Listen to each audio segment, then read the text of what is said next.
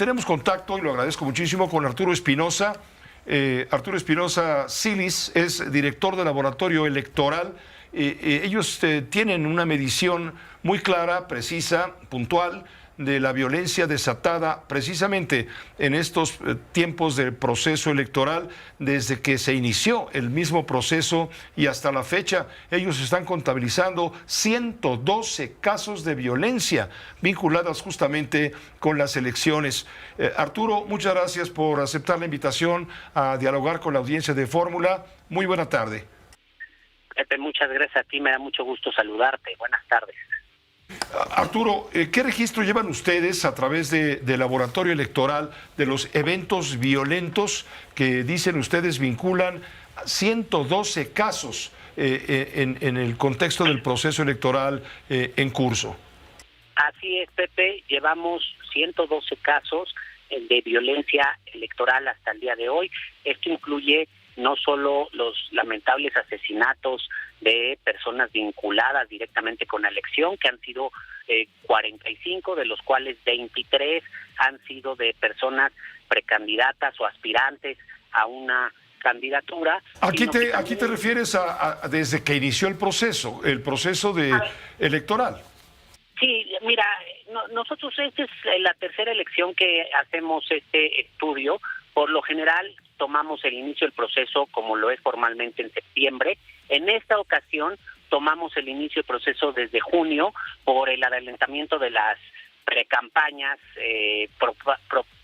concretamente los procesos políticos de los partidos políticos para definir sus candidaturas a la presidencia. Desde ahí empezó, digamos, ya la definición de candidaturas y es justo lo que nosotros contabilizamos, ¿no? A partir de que inicia ya toda la actividad electoral para definir candidaturas y para generar una competencia, es que empezamos a hacer este conteo y desde entonces llevamos estos 112 casos. Vamos a muy prudente la aclaración, Arturo, porque el año electoral, efectivamente, tú lo recuerdas, comenzó en septiembre y la mayoría de los medios de información estamos contabilizando ese periodo a partir de ese mes. Ustedes lo traen desde junio, ya se va a cumplir para el día de la elección prácticamente un año. Pero dime, ¿qué partido se ha llevado la peor parte en este clima de violencia, vamos a llamarle política? A ver, sin duda Morena es quien tiene más casos de personas vinculadas al partido que han sido atacadas, que han sido asesinadas, pero tampoco es que advirtamos un sesgo partidista, es decir, han ido contra todos los partidos parejos. Lo que se busca no es un tema de violencia para amedrentar a un partido, una fuerza política. Lo que se busca es generar influencia e injerencia en elección para tener el control del gobierno específicamente a nivel municipal. En donde se dan más casos es en los niveles municipales, porque justo lo que está buscando el crimen organizado es poder tener injerencia en quién va a gobernar esos municipios y cómo lo van a gobernar. Buscan sin duda gente cercana, gente afín, y esto es lo que pues bueno, es una situación bastante grave porque en varias partes del país hay un desgobierno y se advierte que el ámbito municipal es el más débil. Exactamente, es el eslabón más débil de la cadena política, sin duda, el más vulnerable. Alarma lo que nos dices, Arturo Espinosa, la incidencia del crimen organizado como uno de los factores o el factor principal generador justamente de esta violencia. ¿Cuáles estados son los que manifiestan mayor descomposición? ¿Estamos pensando en Guerrero? ¿Estamos pensando...? Tú dime. A ver, sin duda Guerrero, Michoacán, Zacatecas y Chiapas es en donde ha habido más hechos de violencia, es en donde se advierte menos condiciones de gobernabilidad, es en donde se advierte más ausencia del Estado. Y hay que decirlo, Michoacán y Chiapas tienen antecedentes preocupantes. Michoacán, no podemos olvidar que la elección a la gubernatura que se llevó a cabo en 2021 se acreditó que hubo injerencia del crimen organizado, se acreditó por el Tribunal Electoral del Poder Judicial de la Federación, y esto pues es un hecho grave. Y en Chiapas, en 2021 no se pudieron llevar a cabo elecciones en 5 municipios. Al día de hoy hay 2 municipios que por la situación de violencia que viven, por el desgobierno en el que se encuentran, no ha podido haber elecciones en todo este trienio, y todo esto me parece una situación preocupante y una situación grave para la gobernabilidad del país. ¿A qué autoridad le corresponde presentarnos a los ciudadanos un mapa de riesgo político electoral? Porque ha dicho el Instituto Electoral que ellos quisieran eso, pero no está en sus facultades. No están las facultades del Tribunal Electoral, mucho menos hacer ese mapa como lo han demandado aspirantes a cargos de elección popular. ¿A quién le compete entonces? ¿A la Secretaría de Seguridad Pública y Protección Ciudadana a nivel federal presentar este mapa de riesgo? Porque esto es alarmante, da la impresión de que el Estado mexicano ha dejado abandonadas algunas entidades como las que has mencionado, Michoacán, Guerrero, Chiapas, Zacatecas, y qué se dice de Guanajuato, ¿no? Sí, sin duda, Pepe. A ver, este es un tema que le corresponde a las instancias de seguridad del país, ¿no? A la Secretaría de Seguridad, a la Guardia Nacional, al Ejército, que hoy en día tiene tanto poder en esta materia. ¿Por qué? Porque es un tema de seguridad nacional, y además son las instancias federales porque es un tema en el que está involucrado en la gran mayoría de los casos el crimen organizado. Entonces, es a ellos a quien les toca atender este fenómeno. Hay que decirlo, si bien el país está sumido en una grave crisis de violencia y de inseguridad, este es un fenómeno particular, así como hay un fenómeno en el que se ataca a los periodistas porque van en contra de la libertad de prensa, porque son incómodos, porque develan verdades que no gustan al gobierno, que no gustan a los criminales.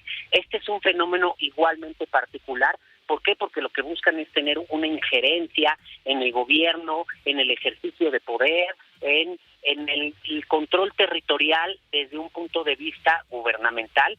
Pues también se tiene que ver y se tiene que atender de esta manera, y desafortunadamente las instancias de seguridad de este país no lo hacen en ninguno de los casos. Ahora, fíjate, Claudia Sheinbaum, la candidata oficial, me refiero a la candidata de Morena, PT, Partido Verde, de Juntos Seguiremos Haciendo Historia, reconoció que hay zonas con niveles de riesgo, tú lo estás mencionando, derivadas, claro, de la inseguridad, pero descarta cualquier desequilibrio para las elecciones del 2 de junio. Dice que estas elecciones no están en peligro. Te lo pongo para que lo escuches y lo comentamos brevemente. Lo que yo he dicho es que son en ciertas zonas del país. Hay algunas zonas en Michoacán, ni siquiera son los estados completos. Algunas zonas en Guerrero, Guanajuato, algunas zonas en Jalisco, en donde hay esta situación. No es una situación generalizada en todo el país. Entonces, por eso digo que tiene que haber protección y vigilancia en las elecciones en ciertas zonas, pero de ahí a decir que son unas elecciones que no van a poderse desarrollar porque hay una violencia generalizada en el país, no estoy de acuerdo. No está de acuerdo que la violencia sea generalizada, dice Claudia Sheinbaum. ¿Qué te parece lo que dice la candidata de Morena, Arturo Espinosa?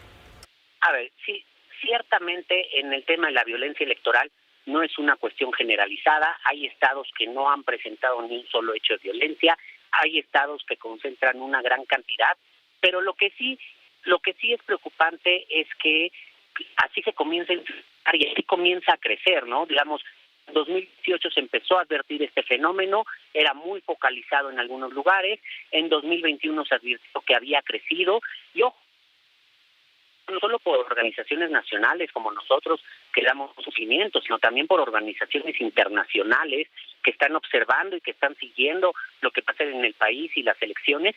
Y ahora lo que estamos viendo es que en 2024 es todavía más generalizado, se ha ido expandiendo. Hay un elemento en el que hay que poner mucha atención, Pepe. Bueno, dos elementos.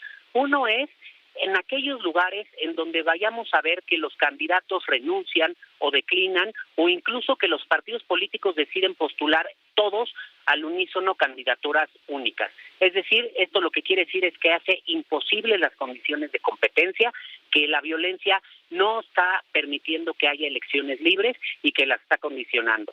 Y el otro punto que hay que advertir, que también ya pasó en 2021, son aquellos lugares en donde la autoridad electoral advierta con anticipación que no es posible llevar a cabo elecciones, ya sea de manera parcial si solamente se tienen que cancelar algunas casillas o de manera general y no se puede llevar la elección en ese municipio o en ese distrito, lo cual ya también pasó en 2021. Te estoy poniendo el ejemplo de algunos municipios en Chiapas, pero también pasó, por ejemplo, en el municipio de La Yesca, en Nayarit, y bueno, hubo otros municipios en donde la situación fue sumamente extrema, como en Valle de Bravo, el Estado de México, donde secuestraron a la candidata que estaba dando mucha batalla y que a la mera hora terminó perdiendo porque tuvo que dejar su campaña prácticamente.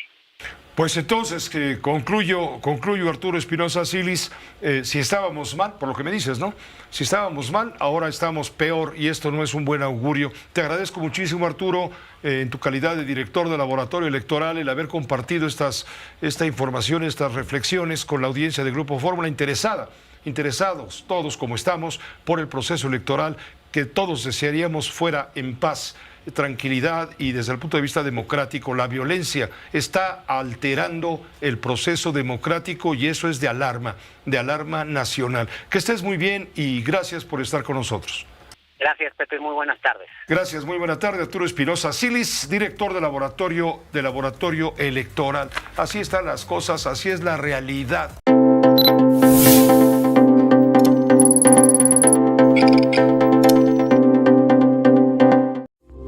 Esta fue una producción de Grupo Fórmula. Encuentra más contenido como este en radioformula.mx.